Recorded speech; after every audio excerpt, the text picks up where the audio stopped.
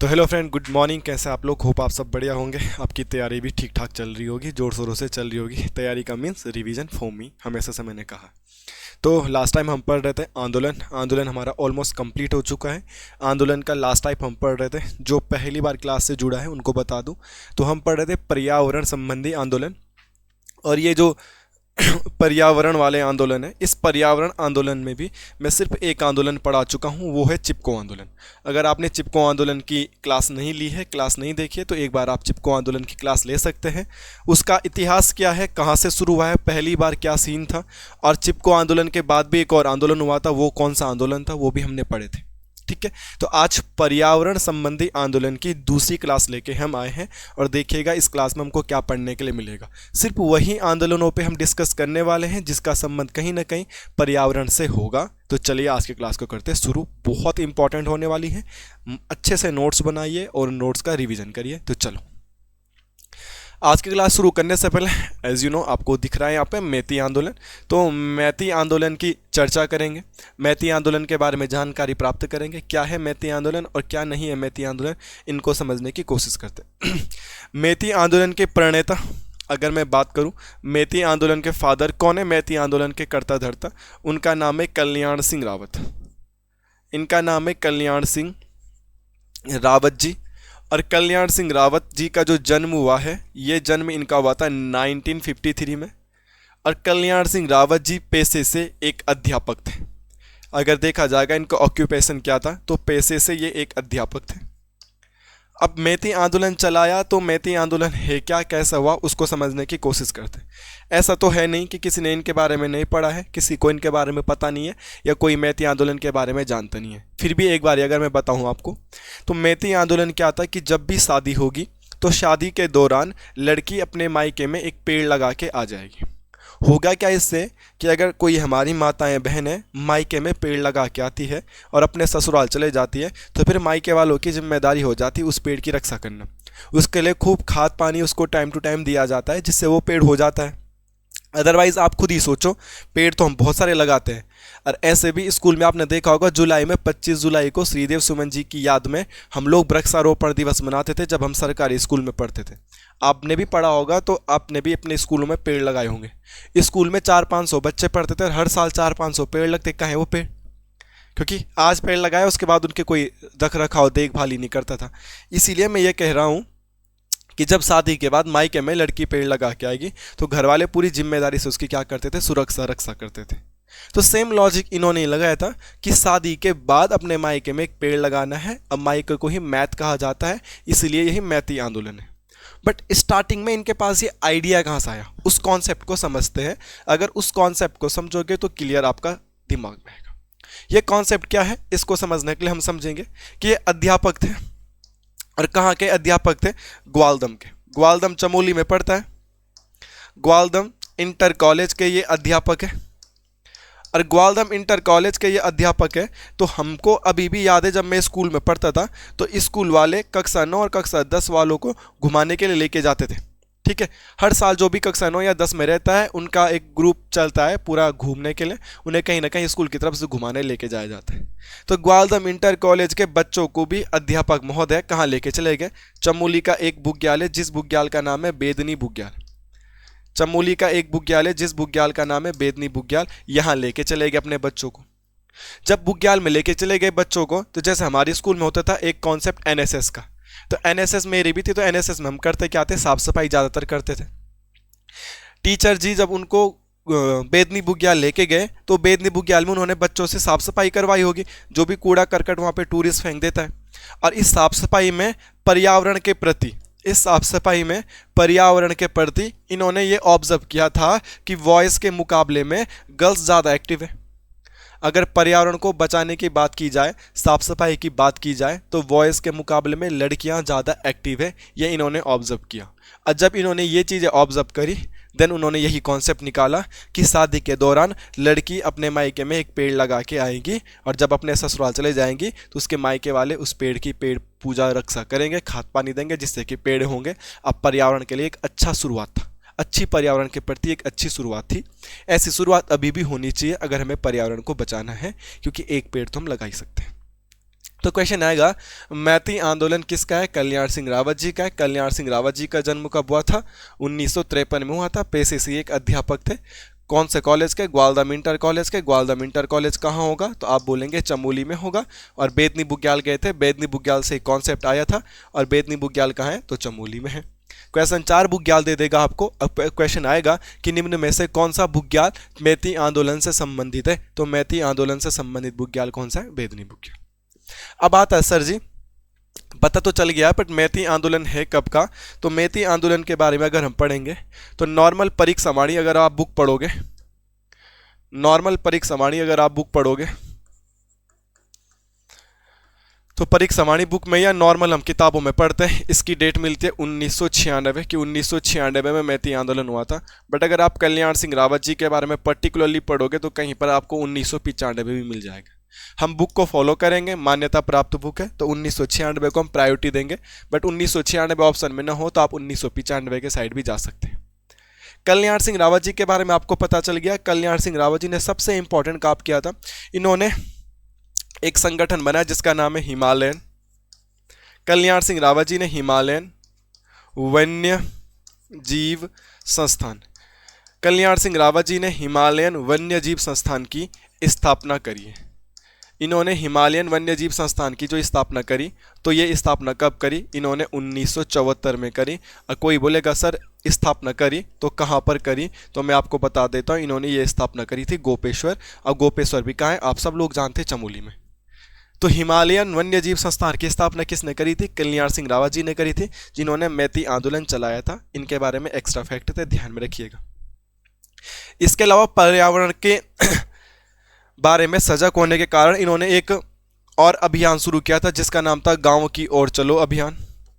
अभी क्वेश्चन आएगा गांव की ओर चलो यात्रा या गांव की ओर चलो अभियान किसका है?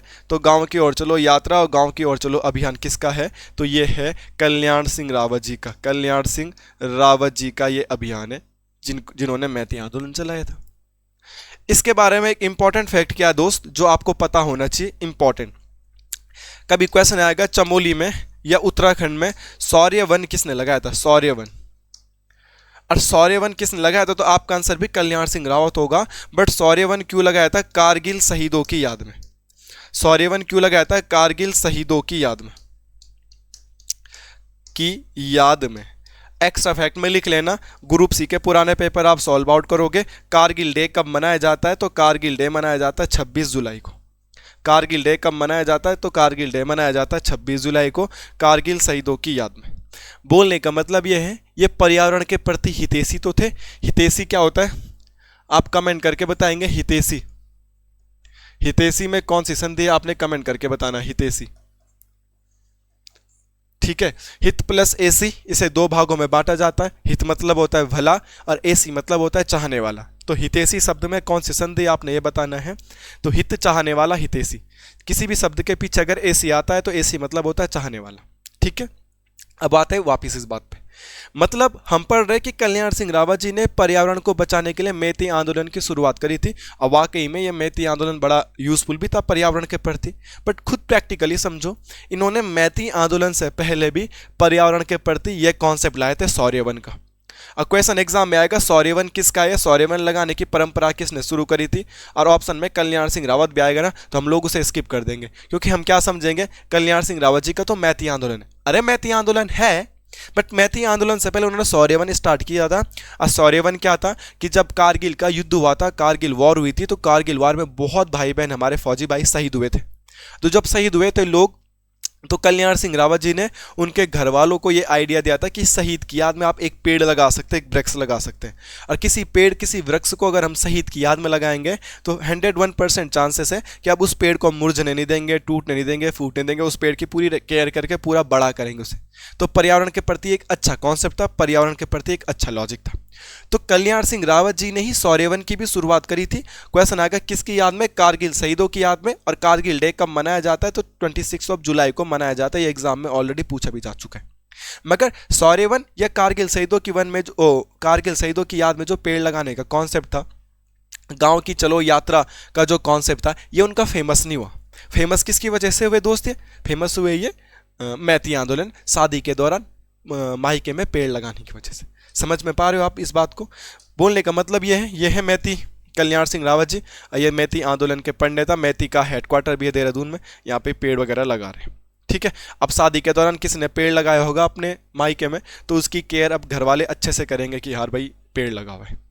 मैं तुम्हें एक इंपॉर्टेंट चीज़ बता दूं कि क्वेश्चन आएगा सौर्यवन, कि सौर्यवन किसका था भाई? तो सौर्यवन भी किसका था? सौर्यवन भी कल्याण सिंह रावत जी का था, ये ध्यान में रखना सौर्यवन। और सौर्यवन कल्याण सिंह रावत जी ने क्यों स्टार्ट किया था?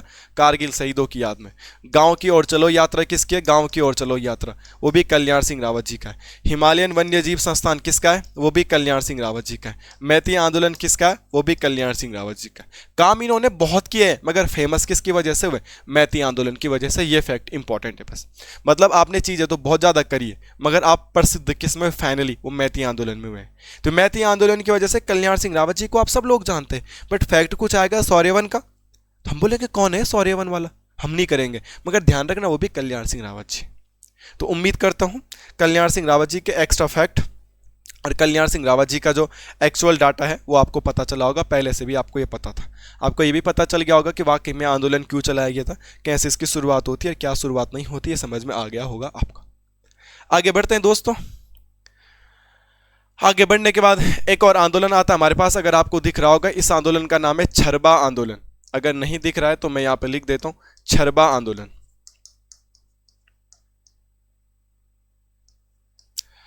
छरबा आंदोलन की शुरुआत कहां हो रही है? तो छरबा आंदोलन की जो स्टार्टिंग है यह है देहरादून से। देहरादून में भी अगर आप आगे जाओगे तो यह है विकास नगर साइड, विकास नगर साइड। और विकास नगर साइड भी एक गांव है जिस गांव का नाम है छरबा, तो उधर का ये आंदोलन है छरबा। तो जहां पे होता है आंदोलन उसी के नाम से आंदोलन का नाम पड़ जाता है छरबा आंदोलन। बट यार कोई भी आंदोलन हो रहा है, उस आंदोलन का कोई ना कोई तो लॉजिक होगा। ऐसी कैसे कोई आंदोलन हो सकता है? आंदोलन मतलब विद्रोह, इतना बड़ा विद्रोह करेंगे तो कोई ना कोई तो रीजन होगा ना इसका। क्या क्या रीजन है वो समझते हैं। ठीक है, अगर छरबा आंदोलन की डेट बोलेगा आपको तो आप क्या पढ़ोगे? 18 अप्रैल 2013। बहुत नया आंदोलन है, 18 अप्रैल 2013 का ये छरबा आंदोलन है। ये छरबा आंदोलन कहाँ हुआ था ये पता चल गया आपको, कहाँ पे हुआ था ये पता चल गया।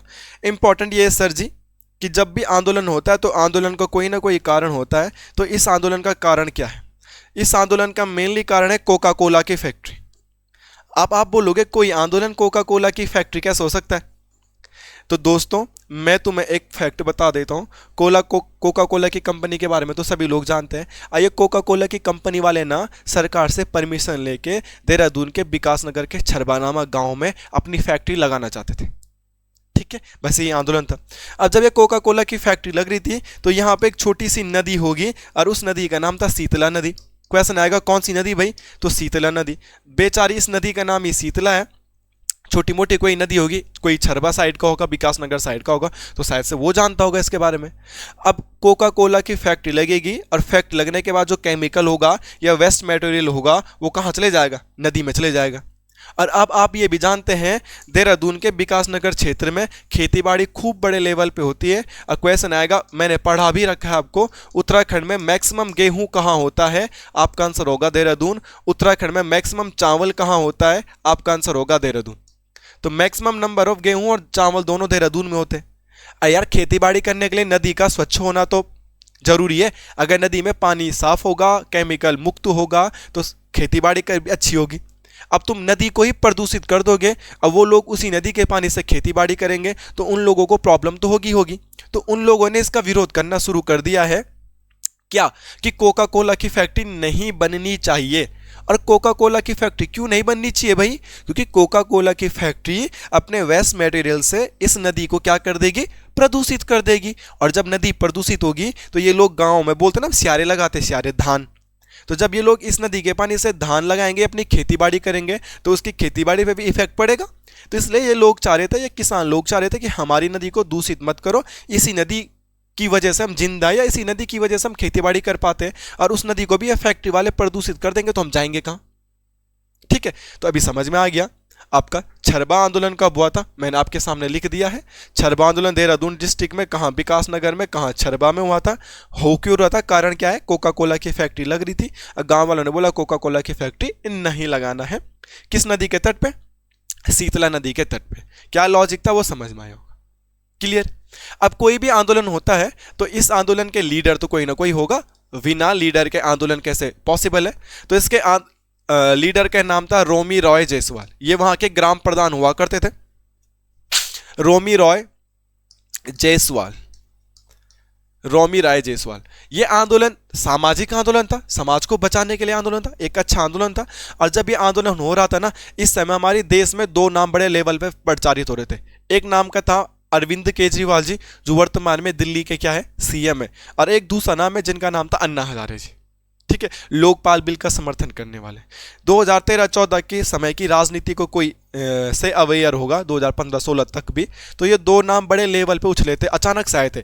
इससे पहले केजरीवाल जी को, अन्ना हजारे जी को कोई नहीं जानता था। अचानक से दो नाम इंडियन राजनीति में आए कि यार वो वाकई में कौन आ गए, और उनकी बहुत बड़ी फैन फॉलोइंग भी थी। यह इंपॉर्टेंट है, अन्ना हजारे को एवरीवन, हर कोई जानता है, और सेंटर लेवल का एक बहुत बड़ा नाम है। और वही अन्ना हजारे ने इस आंदोलन का समर्थन दिया था। और यह क्वेश्चन एग्जाम के पॉइंट ऑफ व्यू से बड़ा इंपॉर्टेंट है। तो इसको समर्थन दिया था अन्ना हजारे ने। तो आपको 4 आंदोलन ऑप्शंस में मिल जाएंगे। निम्न में से उत्तराखंड का कौन सा ऐसा आंदोलन है जिसका समर्थन अन्ना हजारे ने किया था, या जिस आंदोलन से अन्ना हजारे भी जुड़े थे उसका नाम बताओ। तो ऐसा क्वेश्चन आ सकता है आपको। तो अन्ना हजारे किस आंदोलन से जुड़े थे? छरबा आंदोलन से जुड़े थे। छरबा आंदोलन कब और कहां और क्यों हुआ था वो मैंने आपको बता दिया है। किसी भी आंदोलन के 3-4 ही चीजें होती, कब, कहां, क्यों। ओके, तो मैंने आपको छरबा आंदोलन के बारे में बता दिया। कब भाई छरबा आंदोलन कब हुआ था? 2013 को होता, 18 अप्रैल। क्यों? तो आप समझ गए, कोका कोला की फैक्ट्री के विरोध में। ठीक है, और कहां? तो आप समझ गए, देहरादून के विकास नगर में। और कौन था लीडर? तो आप समझ गए, रोमी राय जायसवाल और अन्ना हजारे कुछ समय के लिए जुड़े थे। तो किसी भी आंदोलन के यही तो बेसिक्स होंगे, यही तो पता होंगे, और वो सारी चीज आपको बता दी, समझा दी गई है। अब आपको याद करना है ना, एक बार कॉपी में लिखो, एक बार उनका रिवीजन करो, दैट्स इट, सिंपल है। ओके, आगे बढ़ते हैं दोस्त। जब यहां पे गांव वालों की क्या हुई, गांव वाले क्या हुए, जीत गए। और सरकार को क्या हुआ, गवर्नमेंट को क्या करना पड़ा, झुकना पड़ा। गवर्नमेंट क्या होगी, हार गई। और जब गवर्नमेंट हार गई तो कोका कोला की फैक्ट्री नहीं बन पाई। यार गांव वालों ने आंदोलन कर दिया, आंदोलन बड़े लेवल पे फैल गया। और सरकार झुकती है, झुकाने वाला चाहिए। सरकार यहाँ पे झुकी, कोका कोला की फैक्ट्री वापस चले गई। कल वाले आंदोलन, कल वाली क्लास में देखना आपने, साइमन कंपनी भी तो आई थी पेड़ काटने के लिए, परमिशन भी थी उनके पास, तो क्या काट पाए? नहीं, क्योंकि लोगों में यूनिटी थी। जब लोग एक हो जाते तो कोई भी कंपनी, कोई भी सरकार सब झुकेगी। वो सब लोगों से ही बनती है। जनता प्रमुख है हमारे देश के संविधान में। ठीक है, जनता के पास ही सारी पावर है। अब जब कोका कोला की फैक्ट्री यहाँ पे अपने प्लांट नहीं लगा पाई, कोका कोला की फैक्ट्री हार गई, तो इस पे एक बुक लिख गई है। अब बुक का नाम है कोका कोला हार गया। इस बुक का नाम है कोका कोला हार गया। समझ में आ रही है आपकी बात? जब कोका कोला की फैक्ट्री नहीं लग पाई, सरकार ने इसका खूब खतरनाक विरोध कर दिया, तो उस पर एक बुक ही लिख दी गई। अगर आपको दिख पा रहा होगा, कोका कोला हार गया, यहाँ पे एक बुक लिखी गई है।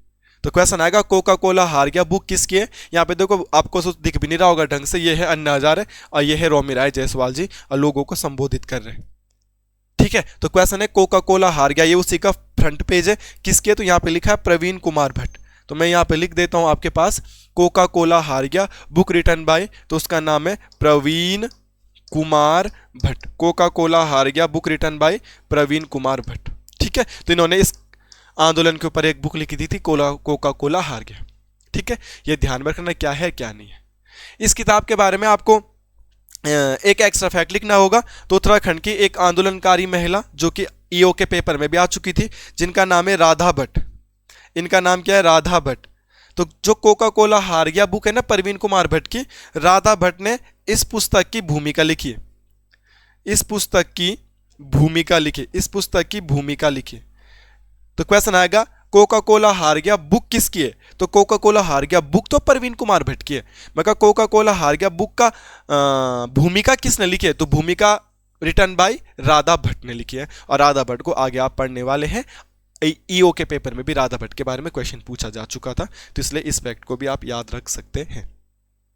ठीक है, क्या क्या फैक्ट और क्या क्या फैक्ट नहीं है वो मैंने आपके सामने लिख दिए है बोर्ड पे। उम्मीद करता हूँ कि समझ में भी आया होगा कैसी बात है कैसी बात नहीं है। क्या मुद्दा था? छरबा आंदोलन कब हुआ, कहाँ हुआ, क्यों हुआ, कौन इसका लीडर था, कौन सी इस पर बुक लिखी है और इस बुक की भूमिका किसने लिखी, सारी बातें क्लियर हो गई होगी और सारी चीज़ आपने नोट डाउन कर ली होगी और इसे कल आप रिवीजन भी कर लेना, तभी फायदेमंद हो गया, अदरवाइज नहीं। ठीक है, आगे बढ़ते हैं। आगे आंदोलन है दोस्तों छीनो झपटो आंदोलन। आपको शायद से बोर्ड पे क्लियर दिख रहा होगा, और नहीं दिख रहा होगा तो मैं लिख देता हूं छीनो झपटो आंदोलन। छीनो झपटो आंदोलन तो भाई आपको नाम से ही लग रहा होगा ये जबरदस्ती वाला आंदोलन है। मतलब यहाँ पे सरकार से लोग डिमांड कर रहे थे, लोग आराम से हाथ जोड़ के रिक्वेस्ट कर रहे थे, मत कर मत कर मत करो मत करो मत करो। जब सरकार नहीं मानी तो लोगों ने जबरदस्ती छीन लिया। कहते हैं ना, जब सीधी उंगली से घी ना निकले तो उंगली को टेढ़ी कर लेना चाहिए, मगर आप उंगली टेढ़ी मत करें, आप घी को गला लीजिएगा तब भी घी निकल जाएगा। ठीक है, तो जब हम स्कूल में पढ़ते थे तो होता था ना, कोई व्यक्ति शांत रहता था और कोई चिढ़ा रहा होता है, कोई छेड़ ले रहा होता है जबरदस्ती लड़ाई करने के मूड में, तो आदमी बोलता है मत कर मत कर मत कर मत कर, मगर जब वो बांधता नहीं तो आदमी को गुस्सा आता तो हो ही जाता काम। वही गांव वाले रिक्वेस्ट करे थे सरकार से, मत करो मत करो मत करो मत करो। सरकार मानी नहीं तो तब गांव वालों को पास कोई ऑप्शन नहीं था, तो गांव वालों ने यही काम कर दिया कि लो छीनो झपटो आंदोलन। अब मुद्दा यह कि छीनो झपटो आंदोलन का कारण क्या है, क्योंकि हम जान रहे हैं कोई भी आंदोलन होता है उसका कोई ना कोई कारण होता है। तो यहाँ पे हम पढ़ेंगे, हमारे यहाँ पे एक नेशनल पार्क था जिसका नाम था संजय गांधी नेशनल पार्क। तो अगर आप बोलोगे उत्तराखंड में संजय गांधी नेशनल पार्क कहाँ है, बहुत सारे बच्चों को तो पता भी नहीं होगा कि उत्तराखंड में कोई संजय गांधी नेशनल पार्क भी था। ठीक है, मैं गारंटेड बता रहा हूँ, आप में से बहुत सारे बच्चों को आज ही पता चल रहा होगा। ठीक है, बहुत सारे लोगों ने पढ़ा होता मगर कोई डीप स्टडी करना नहीं चाहता है। ठीक है, नॉर्मल सबको पता है। ठीक है, अब मैं सबकी बात नहीं कर रहा हूँ, सब बच्चों की, जो नए नए बच्चे उनकी बात कर रहा हूँ। तो संजय गांधी नेशनल पार्क उत्तराखंड में है, और यही संजय गांधी नेशनल पार्क को वर्तमान में हम नंदा देवी नेशनल पार्क कहते थे। तो अगर आपके पास क्वेश्चन आएगा नंदा देवी नेशनल पार्क का पुराना नाम क्या है, तो आप बोलोगे नंदा देवी नेशनल पार्क का पुराना नाम है Sanjay Gandhi national park. Clear है चीजें? नंदा देवी नेशनल पार्क या संजय गांधी नेशनल पार्क, ये तो तुम सबको पता ही होगा। कहाँ होगा भाई ये पार्क, तो ये चमोली में है। अब संजय गांधी नेशनल पार्क की बात करो या नंदा देवी नेशनल पार्क की बात करो, ये नेशनल पार्क 1982 में बन गया था। ओके, 1982 में बन गया था। जब 1982 में बना, अब बातें यहीं पे नहीं बनी, यहाँ पे बातें बनने के बाद 1988 में इसको घोषित कर दिया गया था यूनेस्को में। इसको कहाँ पे घोषित कर दिया गया था? यूनेस्को में शामिल। और उत्तराखंड में कुछ ही चीज़ें ऐसी है जो यूनेस्को में शामिल है भाई। तो मतलब यूनेस्को में शामिल होना छोटी मोटी बात नहीं है भाई। यूनेस्को की विश्व धरोहर सूची में इसको शामिल कर दिया गया 1988 में। अभी मैं तुम्हें छीनो झपटो आंदोलन तक लेके भी नहीं गया हूँ, बट मैंने आपको बेसिक सी बातें बताई है। क्वेश्चन आएगा छीनो झपटो आंदोलन कहाँ हुआ था, तो आप लोग क्या कहेंगे? चमोली में हुआ था। छीनो झपटो आंदोलन किस नेशनल पार्क में हुआ था? आप बोलोगे नंदा देवी नेशनल पार्क में हुआ था। भाई नंदा देवी नेशनल पार्क का ओल्ड नेम क्या है? आप बोलोगे Sanjay Gandhi national park is the old name of Nanda Devi national park. Nanda Devi national park बना कब? तो 1982 में यह बना था, और बनने के कुछ समय बाद 1988 में यह यूनेस्को में शामिल हो गया है। Is that clear? इतनी सी बातें आपकी क्लियर हुई होगी कि क्या हो रहा है। अब देखो, मैं तुम्हें एक सिनेरियो बताता हूं, अगर तुम उस लॉजिक को समझ पाओ कि क्या क्या चीज़ हो रही क्या क्या नहीं हो रही। चीज़ें ऐसी है, तब भी और अब भी। मैं लास्ट क्लास में भी आपको पढ़ाया था, गांव की जो जनता है ना, गांव की जो पब्लिक है, जैसे हमारा गांव है, ये जैसे हम लोग हैं, तो हम लोग जंगल से बहुत सारे कनेक्टेड है। मतलब एक तो मेरा गांव ही जंगल में, मेरा क्या बहुत सारे लोगों के गांव ही जंगल में, तो जंगल के बीचों बीच में गांव है, चारों तरफ तो जंगल है। अब हमें घास के लिए जाना है, लकड़ी के लिए जाना है, गाय चराने के लिए जाना है, या कृषि से संबंधित कुछ उपकरण बनाने हैं, तो जंगल पे ही तो निर्भर है हम। अब हम सारे लोग जंगल पर निर्भर है, और अभी तक जो इस एरियाज के लोग रहे होंगे नंदा देवी नेशनल पार्क के अगल बगल के गाँव के लोग, तो ये लोग जंगल में जा सकते थे आसानी से, हमें गांव में जंगल जाने के लिए तो कोई रोकता ही नहीं है। मगर अब उस जंगल को क्या बना दिया गया? नेशनल पार्क बना दिया गया। और जब सरकार ने उस जंगल को नेशनल पार्क बना दिया गया, तो अब लोगों को वहां जाना परमिशन लेनी पड़ती थी। लोग ऐसे ही मुंह उठा के जंगल नहीं जा सकते थे। और जब नेशनल पार्क बन गया तो वहां पर बहुत सारी सिक्योरिटी हो गई होगी, वहां पे बहुत सारे डिपार्टमेंट काम करने लग गए होंगे, खासकर फॉरेस्ट डिपार्टमेंट एक्टिव हो गया। तो लोगों के जो अधिकार थे, लोगों के जो राइट थे जंगल जाने के, उन पे क्या हो गया? कंट्रोल हो गया। अब लोगों को रोकने वाला आ गया था। बात यहां पे भी नहीं बनी, लोग तब तक भी झेलते रहे। मगर 1988 में क्या हुआ कि इस नेशनल पार्क को यूनेस्को में घोषित कर दिया गया। और जब नेशनल पार्क यूनेस्को में शामिल हो गया ना, तो अभी तक तो गांव वाले नेशनल पार्क के अंदर थोड़ा बहुत जा भी रहे थे। अब ये यूनेस्को में शामिल हो गया तो गांव वालों को नेशनल पार्क के अंदर जाने ही नहीं दिया गया। गांव वालों को नेशनल पार्क के अंदर जाने नहीं दिया गया। भाई अब गांव वाले गाय चराने के लिए, बकरी चराने के लिए, लकड़ी के लिए, घास के लिए कहाँ जाएंगे? जब यहाँ जाने नहीं दिया। तो गांव वाले सरकार से डिमांड कर रहे थे कि पहले तो इसको नेशनल पार्क मत बनाओ, पहले तो नेशनल पार्क मत बनाओ, और अगर नेशनल पार्क बना भी रहे हो तो हमको भी कुछ अधिकार दो भाई, हमको भी कुछ राइट दो, हमको भी कुछ राइट दो, हमको भी तो जाना चाहिए। क्योंकि अभी तक तो हम इस जंगल में रह रहे हैं और तब तक तो सरकार को कुछ होश नहीं आई डेवलपमेंट करना है, और इस सरकार ने इसको नेशनल पार्क बना के यूनेस्को में घोषित कर दिया। और अब हम लोग जंगल से जाएंगे तो कहाँ जाएंगे, कहाँ हम खाएंगे पिएंगे, घास लकड़ी कहाँ से लाएंगे, गाय कहाँ चराएंगे। तो गांव वाले डिमांड कर रहे थे कि मत करो सरकार, हमें हमारे अधिकार दो और हमें नेशनल पार्क के अंदर जाने दो, हमें घास लकड़ी के लिए जाना है तो जाने दो हमें। मगर सरकार इनकी एक नहीं मानी। जब सरकार एक नहीं मानी तो इन लोगों ने 21 जून 1998 को, इन लोगों ने 21 जून 1998 को, 21 जून को एक डे भी मनाया जाता है, वो है योगा डे। एक्स्ट्रा फैक्ट आपको मैं बता देता हूँ, आप सब लोगों को खैर वैसे भी पता है बट मैंने फिर भी बता दिया। और योगा कैपिटल पूरे वर्ल्ड में, yoga capital of the world ये कहाँ है, आपका उत्तराखंड में ही है। तो योगा कैपिटल बोलते हैं ऋषिकेश को। तो अगर क्वेश्चन आएगा योगा कैपिटल किसे कहते हैं, मैंने ऑलरेडी पढ़ाया भी होगा, तो ये ऋषिकेश को कहते हैं। एक्स्ट्रा फैक्ट, बेसिक सा फैक्ट। 21 जून 1998 को गांव वालों ने लाता गांव में, ठीक है, जहां पे गौरा देवी का जन्म हुआ था, लाता गांव साइड क्या कर दिया, धरना कर दिया। मतलब सरकार का विरोध कर दिया कि भाई हमको जंगलों के अधिकार दो, क्योंकि हम जंगल से है, जंगल हमसे है, ठीक है, हमने जंगल के साथ कनेक्ट हुए ना, जंगल में रहते तो हमें कुछ ना कुछ अधिकार मिलने चाहिए, जंगल जाने के, हमें रोको मत। तो क्वेश्चन आएगा ये छीनो झपटो आंदोलन कब का है, क्यों है, तो क्यों है यह सिनेरियो तो मैंने आपको समझा दिया। गांव वालों के अधिकारों को हनन हो रहा था, गांव वालों को नेशनल पार्क के अंदर घुसने नहीं दिया जा रहा था। क्यों नहीं घुसने दिया जा रहा था, पहले तो बनाया नेशनल पार्क और बाद में इसको यूनेस्को में भी शामिल कर दिया। और जब गांव वालों की कोई नहीं सुनी तो गांव वालों ने आंदोलन किया। और गांव वालों ने आंदोलन कब किया, गांव वालों ने धरना कब दिया, 21 जून 1998 को। तो अगर आपसे पूछा जाएगा छीनो झपटो आंदोलन कब का है, आप क्या बोलोगे, 1998 का है। विथ डेट बोलेगा तो 21 जून। और 21 जून को कौन सा डे मनाया जाता है, योगा डे। और yoga capital of the world का है, ऋषिकेश। ओके, ठीक है। अब जब यहां पे गांव वालों ने आंदोलन किया और मान ही नहीं जनता, सॉरी मान ही नहीं सरकार, होता ना कई बार सरकार मानती नहीं है। तो मैंने अभी बोला गांव वालों के पास कोई ऑप्शन था नहीं, और जब गांव वालों के पास कोई ऑप्शन था नहीं वो बहुत क्रोधित हो गए। तो आसपास के जितने भी 20-25 गांव के लोग थे वो सभी लोग आए, और सभी माताएं बहनें पुरुष बच्चे बूढ़े सब लोग इकट्ठा हो गए, हजारों लोग इकट्ठा हो गए गांव में जितने भी थे, और अपने गाय भैंस बकरी जो कुछ होता है सबको लेके आ गए और जबरदस्ती नेशनल पार्क के अंदर घुस गए।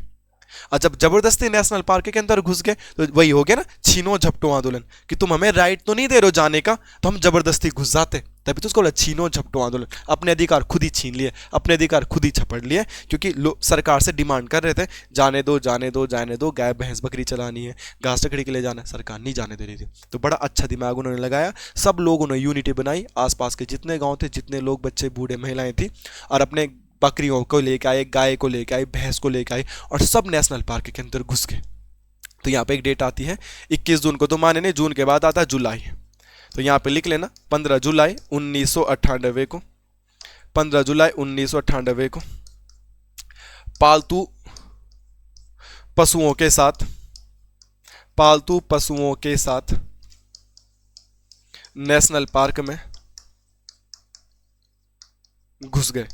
तो गांव वाले पालतू पशुओं के साथ नेशनल पार्क में कब घुसे, गांव वाले पालतू पशुओं के साथ नेशनल पार्क में घुसे 15 जुलाई 1998 को, ये ध्यान में रखना। तभी इसको छीनो झपटो आंदोलन कहते हैं। अभी क्लियर हुआ होगा छीनो झपटो आंदोलन कहाँ हुआ था, कौन सा नेशनल पार्क है, कब बना, इसका नेशनल पार्क का नाम पुराना क्या था, उसके बाद हुआ कब, लोगों ने धरना या आंदोलन की डेट पूछेगा तो आप किसको टिक करोगे, 21 जून 1998 को। लोगों की जब सुनी नहीं सरकार ने तो लोग जबरदस्ती घुस गए। और लोग बोलेंगे अपने पालतू जानवरों के साथ या पालतू पशुओं के साथ नेशनल पार्क के अंदर कब घुसे, तो वो डेट आती है 15 जुलाई को, वो जबरदस्ती घुस गए कि लो तुम नहीं जाने दे रहे तो हम खुद ही चले जाते। तो बड़ा अच्छा सीनेरियो था ये, ठीक है। आगे बढ़ते, समझ में आया आपका ये आंदोलन, उम्मीद करता हूँ आज की क्लास समझ में आ रही होगी। और कोई भी मुद्दा कोई भी फैक्ट अगर समझ में नहीं आता आप पूछ सकते हैं। नेक्स्ट है पानी राखो आंदोलन, ये भी रिसेंट में एग्जाम में आ चुका है, बड़ा इंपॉर्टेंट है, ध्यान रखना। पानी राखो आंदोलन आपको उम्मीद करता हूँ दिख रहा होगा, नहीं दिख रहा होगा तो आप लिख लीजिएगा पानी राखो आंदोलन क्या है और क्या नहीं है, समझते हैं। पानी राखो आंदोलन कहाँ हो रहा था तो पानी राखो आंदोलन होता उफरे खाल में, ठीक है, उफरे खाल एक जगह है और उफरे खाल जगह कहाँ है, पौड़ी में। ये खाल वाली टर्मिनोलॉजी जितनी होगी पौड़ी और टिहरी में मैक्सिमम देखने के लिए मिलती है।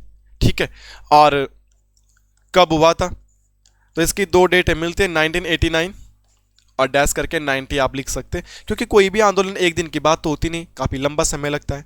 और उसके बाद आता है क्यों, तो यार ये क्यों तो क्या ही बताना ना आपको, इसका तो नाम ही क्या है, पानी राखो आंदोलन। तो अगर बोलेगा क्यों तो इसको तो कोई भी बच्चा तुक्का लगा देगा, पानी की कमी को दूर करने हेतु।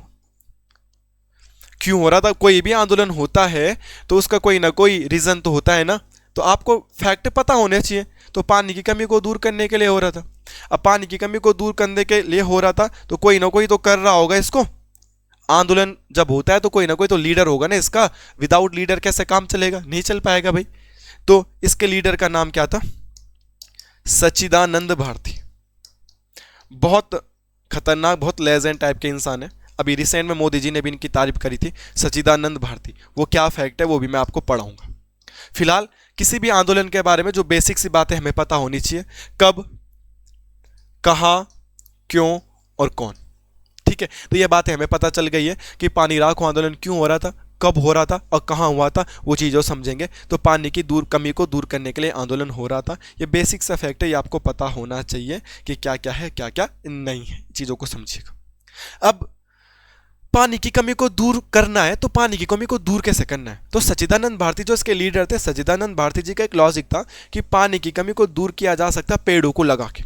वाकई में जब मैं 6, 7, 8 में पढ़ता था तो हमारे पास एक सब्जेक्ट हुआ करता था पर्यावरण, तो हमने उसमें भी पढ़ा था कि पेड़ पौधों को लगाएंगे हम तो भाई पेड़ पौधों की जड़ों में पानी रुकता है, और खासकर सबसे ज़्यादा जल धारण करने की क्षमता होती है वो होती है बांज के वृक्ष में। बांज की वृक्ष को तो शिव की जटा भी कहते हैं, क्योंकि शिव जी की जटाओं से भी गंगा जी का उद्गम माना जाता है।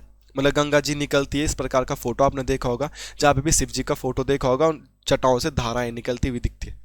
ठीक है, तो वो अलग फैक्ट है, बट मैं कह रहा हूं तो ऐसी बांज के वृक्ष जो होते हैं उनकी जड़ों में जल धारण करने की क्षमता मैक्सिमम होती है बांज के वृक्ष को। एक्स्ट्रा फैक्ट मैं लिखाई देता हूं मैं तुम्हें, बांज का वृक्ष, बांज का वृक्ष बहुत ज्यादा जल धारण करने की क्षमता रखता है, इसीलिए इस पेड़ को क्या बोलते हैं, शिव की जटा। तो क्वेश्चन आएगा शिव की जटा किस वृक्ष को कहा जाता है, तो शिव की जटा कहा जाता है, बांज के वृक्ष को कहा जाता है। ओके, अब मुद्दा क्या है, तो सच्चिदानंद भारती का सिंपल सा लॉजिक था, कॉन्सेप्ट क्लियर था कि पानी की कमी को दूर करना है तो हमको लगाने पड़ेंगे पेड़। यार कोई बंदा, कोई इंसान कितने पेड़ लगाएगा अकेले में, तो ग्रुप की जरूरत है, एक संगठन की जरूरत है। तब इनको एक संगठन की जरूरत है तो एक संगठन बना दिया जिसका नाम है दूधा तोली लोक विकास संस्थान। इनको एक संगठन की जरूरत थी, इन्होंने एक संगठन बना दिया, किसने, सच्चिदानंद भारती जी ने। तो इन्होंने कौन सा संगठन बनाया, दूधा तोली, इन्होंने एक संगठन बनाया था दूधा तोली लोक, दूधा तोली लोक विकास संस्थान। तो क्वेश्चन आएगा दूधा तोली लोक विकास संस्थान कब बना, तो 1982 में बना। और भाई बनाने वाला कौन है, बनाने वाला सेम पर्सनालिटी है, सच्चिदानंद भारती, जो पानी राखो आंदोलन के प्रणेता थे, सूत्रधार थे। अब दूधा तोली के बारे में आपको मैं पौड़ी डिस्ट्रिक्ट में ऑलरेडी पढ़ा चुका हूं, तो मुझे नहीं लगता आपको पढ़ाने की आवश्यकता है, बट फिर भी एक्स्ट्रा फैक्ट इसके, कुछ बच्चों ने पौड़ी डिस्ट्रिक्ट वाली वीडियो तो देखी नहीं होगी और कुछ लोगों ने देखी भी होगी, उन्होंने नोट भी किया होगा बट उनको याद नहीं होगा। मैं सिर्फ उनके लिए बता रहा हूं कि जिन्होंने पहले कभी पढ़ा और उनको फिर भी याद नहीं है, तो आप इस चीज को दोबारा लिख लीजिएगा, है ना। देखो एक बारी में याद हो गया तो ओके, मगर आप दोबारा लिख लोगे तो चीजें कंठस्थ याद हो जाएगी, आपको कंफ्यूजन नहीं होगा। और जिनको याद नहीं है भाई तुम्हें तो लिखना ही है। ये दूधा तोली उत्तराखंड का एकमात्र पठार है, उत्तराखंड का एकमात्र पठार है। उत्तराखंड में प्लेट्यू होते नहीं है, पठार होते नहीं है, उत्तराखंड में पर्वतीय है, इसीलिए इसको बोलते हैं उत्तराखंड का, इसे बोलते हैं उत्तराखंड का पामीर। असली में पामीर तिब्बत में उसको बोलते हैं विश्व की छत। तो क्वेश्चन आएगा उत्तराखंड का पामीर किसे कहते हैं, दूधा तोली को। सेकंड फैक्ट आता है, ये इतना बड़ा है कि ये पौड़ी में फैला हुआ है, प्लस चमोली में भी इसका एरिया है, प्लस अल्मोड़ा में भी इसका एरिया है। तो क्वेश्चन आएगा दूधा तोली का पठार कितने जिलों में फैला हुआ है, तो दूधा तोली का पठार 3 जिलों में फैला हुआ है। अगेन इसी दूधा तोली के पठार से 5 नदियां निकलती हैं। 2 नदियां तो आप ऐसे याद कर सकते हैं, पूर्वी नयार एक नदी है, प्लस पश्चिमी नयार दूसरी नदी है, प्लस एक नदी का नाम है विनो, प्लस एक नदी का नाम है आटागाड़, प्लस एक नदी का नाम है पश्चिमी राम गंगा। तो क्वेश्चन आएगा दूधा तोली कितने जिलों में फैला है। तो दूधा तोली तो 3 जिलों में फैला हुआ है, मगर दूधा तोली से कितनी नदियां निकलती हैं। तो दूधा तोली से कितनी नदियां निकलती हैं, 5 नदियां निकलती हैं। और दूधा तोली को क्या कहते हैं, उत्तराखंड का पामीर। इसका नाम दूधा तोली या दूध का कटोरा, कई बार आपको ना ऐसा शब्द में मिलेगा, दूध का कटोरा। तो दूध का कटोरा दूधा तोली को ही बोला जा रहा है। मतलब कटोरा होता है ना ऐसा गोल, है ना, कटोरा होता है ना ऐसा गोल, वो दूध का कटोरा कैसा। एक होता है ना तौली, तौल हम एक शब्द, एक बर्तन है हमारे गढ़वाल में तौल, कुमाऊं में क्या बोलते हैं आई डोंट नो, बट एक बर्तन है तौल जिसमें हम गाय के लिए पींडा रखते हैं। गाय का जो खाना होता है ना, रात को उस पींडे को पतला पतला काट के नमक नुमक मिला के उबालना पड़ता है आग में। तो गांव में हम करते पींडा जिसको गाय खाते हैं। तो बड़ा सा एक तौल होता है और उसी तौल में गाय का खाना खूना बनता है तौल। कुल मिला के ना जैसे पतीली होती है, जैसे कटोरा, तो कटोरा इतना गोल होता है, इसी गोल का एक इतना बड़ा भाई समझ लो आप। तो बड़ा सा होता है एक पात्र जिसमें हम गाय के लिए पींडा ऊंडा करते हैं, या शादी ब्याहों में खाना भी बनता है बड़े बड़े पतीलों में। तो बड़ा सा पतीला, उसी को तौला बोला जाता है। तो वही तो है दूध का कटोरा, बड़ा वाला कटोरा दूधा तोली। तो बोला दूध का तोली है ये, दूध का तौल है ये, तौल। तौल क्या, बड़ा सा एक बर्तन इमेजिन कर लो, उसको बोलते हैं गढ़वाल में तौल, दूधा तौल। ठीक है, तो इसका मतलब तो कुछ आपको लिखना नहीं है, बट मेंस का पेपर में अगर दूधा तोली पे लिखने के लिए कुछ बनेगा तो आप इन फैक्ट को जोड़ सकते हैं कल्चर के संबंध में, कि इसका नाम दूधा तोली क्यों पड़ा, कैसे पड़ा, इस फैक्ट को आप जोड़ सकते हैं। फिलहाल दूधा तोली का एक्सपेक्ट मैंने बता दिए। और दूधा तोली लोक विकास संस्थान कब बना, 1982 में। और दूधा तोली लोक विकास संस्थान किसने बनाया, सच्चिदानंद भारती ने। पर क्यों बनाया, कि भाई अब जो भी लोग इस ग्रुप में, इस कम्युनिटी में जुड़ेंगे, वो सब लोगों का एम क्या होगा, उन सब लोगों का एम क्या होगा, पेड़ लगाने, पानी की कमी को दूर तो करना है। तो पानी की कमी को दूर करने के लिए भाई हमने सिंपल सी बेसिक सी बातें बता दी आपको। क्या लगाने पड़ेंगे, आपको पेड़ लगाने पड़ेंगे। अब आपको पेड़ लगाने पड़ेंगे, तो इस फैक्ट को थोड़ा समझने की कोशिश करते हैं। मेरे पास तो जगह ही नहीं बची लिखने के लिए, ठीक है। ये चीज़ें उतार दी आपने, ओके। अब जब दूधा तोली लोक विकास संस्थान बना, तो मैंने ये तुमने उतार ही दिया होगा, ये है दूधा तोली लोक विकास संस्थान। और जब दूधा तोली लोक विकास संस्थान बना ना, इसका लक्ष्य क्या था, कुछ तो एम रहा होगा इसका। अन्ना मैं तुम्हें ये इसलिए पढ़ा रहा हूं ना दोस्त, आप रेंजर का पेपर उठा के देखो, रेंजर के पेपर में पूछा गया था ये क्वेश्चन। और ये क्वेश्चन क्या था, पानी की कमी को दूर करना है, तो भाई लक्ष्य क्या होगा। अब मैंने भी बोला ना, पानी की कमी को दूर कैसे कर सकते, पेड़ लगा के। तो इनका पहला लक्ष्य क्या था, पेड़ों को लगाना। और सेकंड लक्ष्य था इनका खाल चाल बनाना। सेकंड लक्ष्य क्या था इनका, खाल चाल बनाना। और ये क्वेश्चन ना रेंजर के पेपर में आ रखा है, आप उत्तराखंड के previous exam paper solve out कर लो। उसमें क्वेश्चन था खाल चाल का संबंध किससे है, तो उसका सही आंसर था पानी की कमी को दूर करने के लिए। खाल चाल का संबंध किससे है, तो उसका सही आंसर था पानी की कमी को दूर करने के लिए। और मैं बताऊं ना, गाँव में ये पहाड़ है। इस बार जब कोविड लगा था ना, तो कोरोना में मैंने क्या किया था, गांव में खाल चाल ही बनाए थे। मैंने कोविड ना अपना बहुत वेस्ट कर दिया था पर्सनली। मैं भी आपके जैसे कोविड में पबजी तो खेला दोस्तों, और कुछ क्या किया। फिर कोविड के बाद होश आई कि लाइफ ये नहीं है, पढ़ना पड़ेगा, आगे बढ़ना पड़ेगा। अदरवाइज तब तक लग रहा था तो लाइफ यही है। तो कोविड के टाइम पे पंचायत विभाग द्वारा प्रधान के पास बजट आ रखा था कि खड्डे खुदवाने थे। पहाड़ हमारे यहाँ ऐसे ढलानदार होते हैं, अब बारिश गिरती है तो पूरा का पूरा 90% पानी तो समुद्र नदी में चले जाता है। अब पहाड़ों पे कोई पानी रुकता ही नहीं है, तो इसलिए एक बजट आया था कि पहाड़ों पे बड़े बड़े खड्डे खोदेंगे। और जब हमने इन पहाड़ों पे खड्डे खोदे, तो बरसात के टाइम पे पानी इन खड्डों में भर गया। और इन खड्डों में जब पानी भर गया, तो नीचे वाले एरिया में धरती में कुछ देर तक नमी रही होगी। और जब कुछ देर तक, ज़्यादा समय तक नमी रही होगी, तो पेड़ पौधों को पानी की कमी दूर हुई होगी। और पेड़ पौधों की पानी की कमी दूर होगी तो पेड़ पौधे अच्छे लेवल पे हुए होंगे। समझे होंगे बात को। तो हमने ना इन पहाड़ों पे खड्डे खोदे थे। ये खड्डे खोदते थे हम ढलानदार एरिया में, कि जिससे कि बारिश के दौरान पूरा का पूरा पानी नदी में न चले जाए, बारिश के दौरान ये खड्डे भर जाए। और जब ये खड्डे भरेगा, तो इस खड्डे का अगल बगल वाला जो एरिया होगा ना, वो नमी युक्त हो जाएगा। कुछ देर तक नमी तो रहेगी यहाँ पे, और जब यहाँ पे कुछ देर तक नमी रहेगी, तो अगल बगल वाले क्षेत्र में पेड़ पौधे आसानी से हो पाएंगे। तो खालचाल क्या है, पहाड़ों पर बड़े बड़े खड्डे खोदना। और उस बड़े बड़े खड्डों को क्यों खोदा गया था, जिससे धरती में नमी रहेगी और उस नमी की वजह से बगल के पेड़ पौधे होने में आसानी होगी, कि अदरवाइज पहाड़ों पे पानी रुक नहीं रहा था। इस बार बस कोविड में मैंने यही काम किया। प्रधान के पास बजट आ रखा था, और हम सुबह चले जाते थे फावड़ा लेके जंगल, अपने 8-10 खड्डे खोदते थे, शाम को घर। फिर मनरेगा में मिलती थे मैं 202 रुपये दिहाड़ी। आफ्टर दैट पता चला कि नहीं, ये सीन नहीं है। कोविड खत्म होने के बाद शहर में आए, फिर पढ़ाई करी और अब पढ़ा रहे। देखो, तो दूधातोली लोक विकास संस्थान कब बना वो मैंने आपको बता दिया। इसके पीछे रीजन क्या है, रीजन ये है, और जब बना तो इसका लक्ष्य क्या था, इसने ये दो कामों पे काम किया। ये रेंजर के पेपर में भी क्वेश्चन आ चुका है कि खालचाल क्या है। तो खालचाल मैंने बता दिया, पहाड़ों पे बड़े बड़े खड्डे खोदे जाते हैं पानी की कमी को दूर करने के लिए, वही खड्डे खालचाल कहलाते हैं। दोबारा ध्यान रखना, अपनी लैंग्वेज में से लिख लेना। बाकी दूधातोली का ये एक्स्ट्रा फैक्ट था, उत्तराखंड का पामीर कहाँ कहाँ फैला हुआ है और 5 नदियाँ निकलती कौन। ठीक है, तो अब आपको क्लियर हो गया होगा कि ये पानी राखो आंदोलन क्या है और क्या नहीं है, कब बना क्या नहीं है, फैक्ट क्या है वो समझते हैं। माय फ्रेंड, मैंने आपको क्लास के स्टार्टिंग में भी बताया था, ये जो सच्चिदानंद भारती है, आपको यहाँ पे दिख रहा होगा, शायद से आपको नहीं दिख रही होगी फोटो, ये है हमारे यशस्वी प्रधानमंत्री नरेंद्र मोदी जी का चित्र। और नरेंद्र मोदी जी के चित्र में भी आपको साफ साफ दिख रहा होगा कि इन्होंने भी सच्चिदानंद भारती की तारीफ करी है। और सच्चिदानंद भारती की तारीफ कब करी है, मन की बात कार्यक्रम में। हमारे देश के प्रधानमंत्री जी का मन की बात कार्यक्रम चलता है। अब क्वेश्चन आएगा, निम्न में से किस व्यक्ति को मन की बात कार्यक्रम में प्रधानमंत्री द्वारा सपोर्ट किया गया, प्रधानमंत्री द्वारा समर्थन मिला है, प्रधानमंत्री ने सराहना की है। तो बड़ा इंपॉर्टेंट फैक्ट है, मन की बात कार्यक्रम में भी सच्चिदानंद भारती का जो एक खालचाल वाला प्रोजेक्ट था ना, इस खालचाल वाले प्रोजेक्ट की तारीफ करी है नरेंद्र मोदी जी ने। तो इतनी से छोटी मोटी बात नहीं है, अभी हाल में ही करिए, क्योंकि मन की बात कार्यक्रम तो अभी भी चलता है ना, तो इसलिए ध्यान में रख सकते हैं क्या क्या फैक्ट और क्या क्या फैक्ट नहीं है। तो यहाँ पे यही लिखा है, पहाड़ों में जल संरक्षण का एक पारंपरिक तरीका रहा है जिसे चाल खाल खालचाल भी कहा जाता है, यानी पानी जमा करने के लिए बड़ा सा खड्डा खोदना, जो मैंने बताया था। इस परंपरा को भारती जी ने कुछ तौर तरीकों को भी जोड़ दिया, जिन्होंने लगातार छोटे बड़े तालाब बनवाए। इससे न सिर्फ उफरे खाल बल्कि पहाड़ों में लोगों की पेयजल व्यवस्था की जो दिक्कत थी वो भी दूर हो गई। आप यह जानकर हैरान हो जाएंगे कि भारती जी ने ऐसे ही 30,000 से अधिक जल तलैये बनाए। ऐसे ही उन्होंने 30,000 से अधिक छोटे छोटे खड्डे खोदे बनवा चुके हैं, और उनका ये कार्य आज भी जारी है, अनेक लोगों को प्रेरणा दे रहे हैं।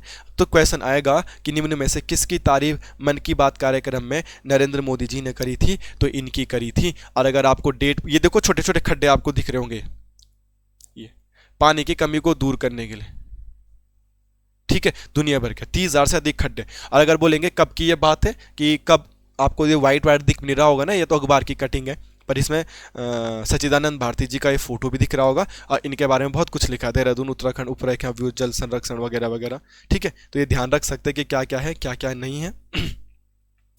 पानी राखो आंदोलन 30,000 से ज़्यादा लगा चुके ठीक है। तो अब इसमें से एक फैक्ट अगर आपको लिखना होगा तो आप ये फैक्ट भी लिख सकते हैं कि मोदी जी ने इनकी जो तारीफ मन की बात कार्यक्रम में करी थी वो करी थी 27 जून को।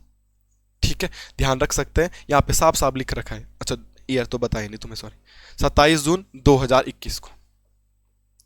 तो मन की बात कार्यक्रम में इस सच्चिदानंद भारती की तारीफ या सच्चिदानंद भारती के कार्यक्रम की सराहना नरेंद्र मोदी जी द्वारा कब की गई थी, तो वो की गई थी 27 जून 2021 को। ये फैक्ट आप याद रख सकते हैं। उम्मीद करता हूँ कि पूरा आंदोलन समझ में आया होगा और क्या क्या था वो मैंने बता दिया।